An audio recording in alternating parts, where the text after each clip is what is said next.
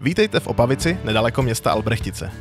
Líbilo by se vám vlastnit statek v klidné lokalitě vedle řeky, kde kromě zpěvu ptáků neuslyšíte téměř nic? Zvenku idylka, ale pojďme se podívat, co nás čeká uvnitř. V domě proběhla rozsáhlá rekonstrukce spodního patra a části půdy. Máme zde předsíň, kuchyň, koupelnu a 3 obyvatelné pokoje.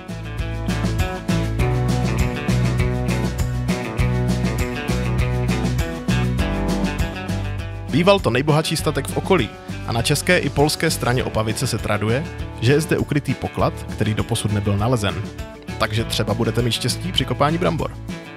Celková plocha pozemku je 2518 m². Hned za domem se nachází řeka, nicméně dům nebyl nikdy vytopen.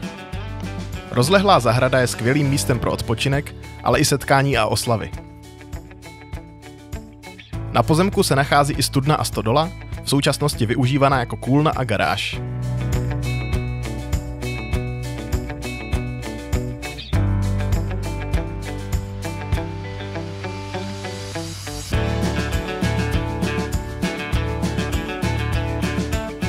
Opavice je skvělé výchozí místo na výlety.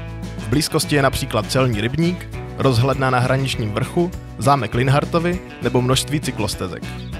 Pokud se vám nabídka líbí, neváhejte se ozvat.